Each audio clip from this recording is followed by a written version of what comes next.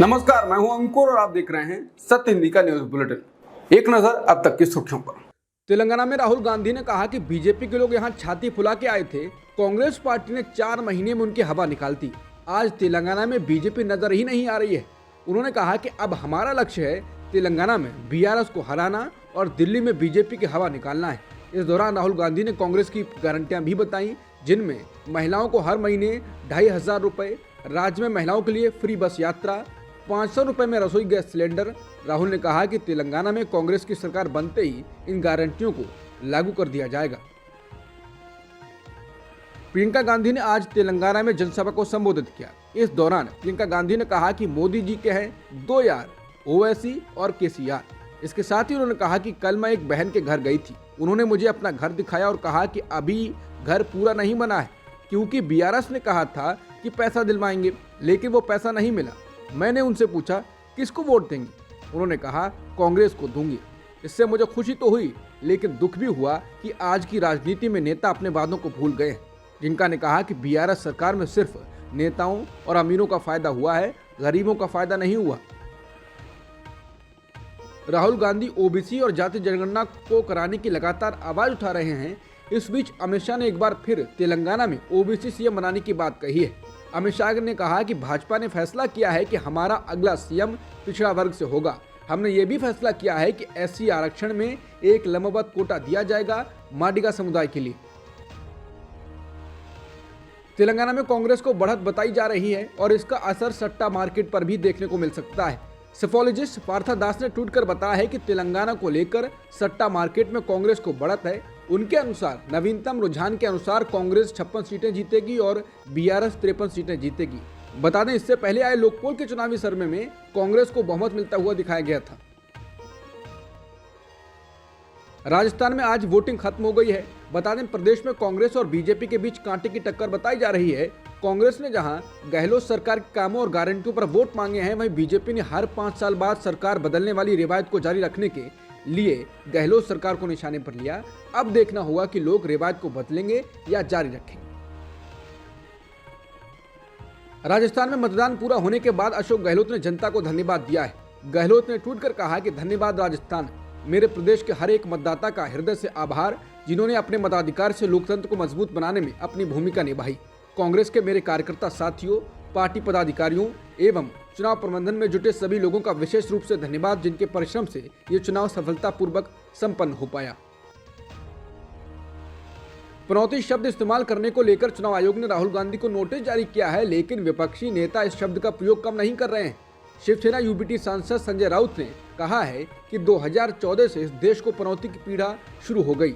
हम ये किसी व्यक्ति के बारे में नहीं बोल रहे हैं। भाजपा को ये दिल पर नहीं लेनी चाहिए। पनौती शब्द पूरे देश में इस्तेमाल होता है। खासकर जो खुद को हिंदुत्ववादी समझते हैं, उन्हें पनौती शब्द से नफरत नहीं होनी चाहिए।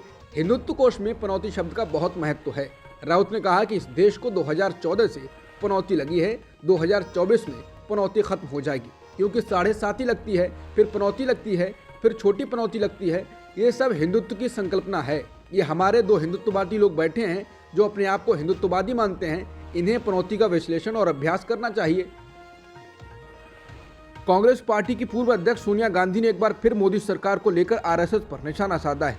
राष्ट्रीय सुरक्षा सलाहकार परिषद को लेकर गांधी ने कहा कि यहाँ कोई दूसरा पावर सेंटर नहीं था, हालांकि प्रधानमंत्री को सलाह देने वाली एक कमेटी मात्र थी। सोनिया गांधी ने एक आने वाली किताब को लेकर सफाई दी है, तो वहीं मौजूदा केंद्र की मोदी सरकार पर आरोप भी लगाए। बता दें, कांग्रेस की पूर्व अध्यक्ष पर आरोप लगते रहे हैं कि वो राष्ट्रीय सुरक्षा सलाहकार परिषद के अध्यक्ष रहते हुए मनमोहन सिंह सरकार में महत्वपूर्ण फैसले लेती थी। अब उन्होंने कहा कि केंद्र की मोदी सरकार खुलेआम आरएसएस से निर्देश लेकर काम कर रही है। उन्होंने कहा कि आरएसएस ना तो भरोसेमंद है और ना ही उसे जनता ने चुना है। भाजपा ने कांग्रेस सांसद राहुल गांधी द्वारा आज पोस्ट किए गए एक ट्वीट पर भारत के चुनाव आयोग को पत्र लिखा है, जिसमें अनुरोध किया गया है कि सोशल मीडिया प्लेटफॉर्म एक्स और उसके पदाधिकारियों को उनके खाते को तुरंत निलंबित करने और अपमानजनक सामग्री को तत्काल प्रभाव से हटाने का निर्देश दिया जाए। पार्टी ने आयोग से यह भी अनुरोध किया है कि वो राहुल गांधी के खिलाफ आपराधिक शिकायत दर्ज करने और आपराधिक मुकदमा शुरू करने के लिए मुख्य चुनाव अधिकारी राजस्थान को निर्देश जारी करें। ऐसा तब हुआ है जब राजस्थान में मतदान चल रहा है और राज्य में सुबह 11 बजे तक 24% से ज्यादा मतदान दर्ज किया गया है। बीजेपी ने कहा है कि 48 घंटे के साइलेंस जोन का राहुल गांधी ने उल्लंघन किया है। उत्तराखंड के मुख्यमंत्री पुष्कर सिंह धामी ने बताया है कि सुरंग में फंसे मजदूरों को निकालने के लिए हैदराबाद से प्लाज्मा मशीन मंगाई गई है। इस मशीन के शाम तक पहुंचने की उम्मीद है। उन्होंने बताया है कि ऑगर मशीन टूटने के बाद प्लाज्मा मशीन को ड्रिलिंग में लगाया जाएगा, जो 1 घंटे में 4 मीटर की खुदाई कर सकता है। उन्होंने दावा किया है कि प्लाज्मा मशीन के काम शुरू करने के बाद कुछ घंटों में मजदूरों को निकाल लिया जाएगा। केंद्रीय गृह मंत्री और भाजपा के वरिष्ठ नेता अमित शाह ने शनिवार को कहा कि केंद्र ने हलाल प्रमाणित उत्पादों की बिक्री पर प्रतिबंध लगाने का कोई फैसला नहीं लिया है। इंडिया टुडे की रिपोर्ट में उनके हवाले से कहा गया है कि केंद्र सरकार ने हलाल पर प्रतिबंध लगाने का अभी तक कोई निर्णय नहीं लिया है। उन्होंने ये टिप्पणी हैदराबाद में मीडिया कर्मियों को संबोधित करते हुए की। मीडिया कर्मियों ने उनसे सवाल किया था। यहाँ बताना जरूरी है कि दक्षिण भारत के राज्यों में हलाल प्रमाणित उत्पाद सबसे ज्यादा बिकते हैं। ऐसे में अमित शाह के बयान के कई अर्थ हैं। केंद्र सरकार में नंबर 2 की पोजीशन वाले अमित शाह का ये बयान इसलिए महत्वपूर्ण हो गया है क्योंकि भाजपा शासित उत्तर प्रदेश ने हलाल प्रमाणित उत्पादों पर बैन लगा दिया है। शाह की टिप्पणी उत्तर प्रदेश सरकार द्वारा हलाल प्रमाणित उत्पादों की बिक्री पर प्रतिबंध लगाने का आदेश जारी करने के कई दिनों बाद आई है। यूपी में आदेश 18 नवंबर को जारी किया गया था और इसे तत्काल प्रभाव से लागू करने के लिए कहा गया था। मुख्यमंत्री योगी आदित्यनाथ और वरिष्ठ अधिकारियों के बीच बैठक हुई, जिसके बाद ये फैसला लिया गया था। दिल्ली की साकेत कोर्ट ने शनिवार को पत्रकार सौम्या विश्वनाथन की हत्या के जुर्म में 5 दोषियों की सजा का ऐलान किया। बीते 18 अक्टूबर को इन 5 को दोषी करार दिया गया था, लेकिन सजा का ऐलान नहीं किया गया था। 4 दोषियों को उम्र कैद की, जबकि एक अन्य दोषी को 3 साल की सजा सुनाई गई है। जिन दोषियों को उम्र कैद की सजा दी गई है वो हैं रवि कपूर, अमित शुक्ला, बलजीत मलिक, अजय कुमार। वहीं अजय सेठी को 3 साल की सजा दी गई है। सभी 5 दोषी 2019 से ही जेल में बंद हैं। पत्रकार सौम्या विश्वनाथन की हत्या 2008 में दिल्ली के वसंत कुंज के नेल्सन मंडेला मार्ग पर गोली मारकर की गई थी। उनके सिर पर गोली मारी गई थी। दक्षिण दिल्ली के वसंत कुंज इलाके में कार में उनकी बॉडी पाई गई थी। प्रधानमंत्री मोदी ने आज लड़ाकू विमान तेजस में उड़ान भरी। तेजस में उड़ान भरने के बाद उन्होंने सोशल मीडिया एक्स पर इसका अनुभव साझा किया।